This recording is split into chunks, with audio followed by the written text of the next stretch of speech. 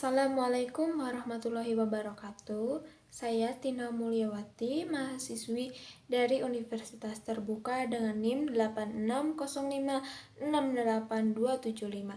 Di sini saya akan menyelesaikan tugas filsafat ilmu yang kedua. Oke, kita langsung saja ke pertanyaan yang pertama. Bagaimana filsafat ilmu mengawasi dan mempertanyakan eksistensi, keilmiahan, serta nilai-nilai dalam ilmu pendidikan?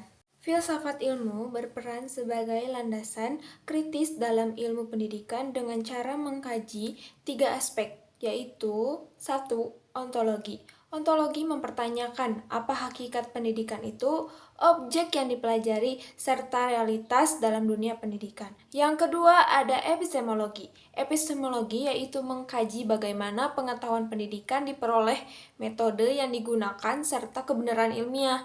Yang ketiga ada aksiologi. Aksiologi yaitu menilai manfaat dan nilai-nilai yang terkandung dalam pendidikan, serta etika, moral, dan tujuan pendidikan itu sendiri. Dengan demikian, filsafat ilmu memastikan bahwa ilmu pendidikan tidak hanya benar secara ilmiah, tetapi juga bermakna dan bernilai.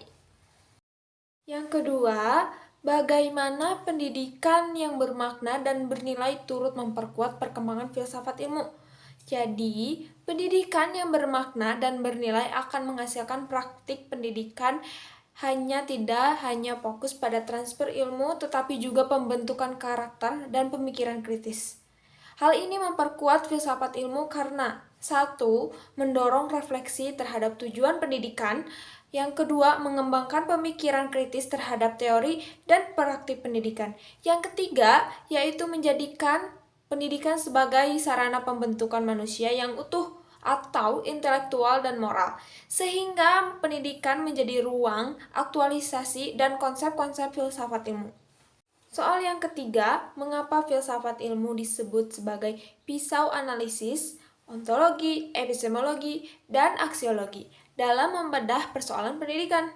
Jawabannya, filsafat ilmu disebut sebagai pisau analisis karena digunakan untuk mengkaji masalah titik pendidikan secara mendalam melalui 3 pendekatan. Yang ke-1, ontologi, yaitu menganalisis hakikat masalah, misal, apa itu pelajar. Nah, yang kedua ada epistemologi, yaitu mengkaji dengan cara memperoleh solusi, yaitu metode pembelajaran yang tepat. Yang ketiga, aksiologi, yaitu menilai dampak dan nilai dari solusi tersebut, misalnya apakah bermanfaat dan etis. Yang keempat, contoh konkret penerapan filsafat ilmu dalam praktik pendidikan. Contoh penerapan dapat dilihat dalam 1. Kebijakan kurikulum, yaitu penyusun kurikulum mempertimbangkan nilai atau yang disebut juga aksiologi, isi materi disebut juga ontologi, dan cara penyampaiannya yang disebut dengan epistemologi.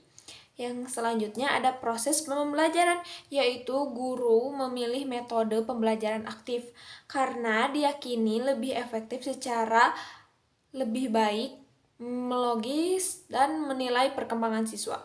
Penilaian pendidikan evaluasi tidak hanya mengukur kognitif, tetapi juga sikap dan keterampilan sebagian dari nilai pendidikan.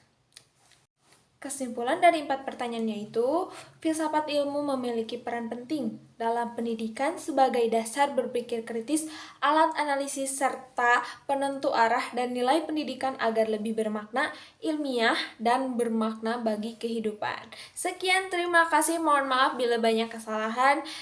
Saya Tina Mulyawati undur diri. Wassalamualaikum warahmatullahi wabarakatuh.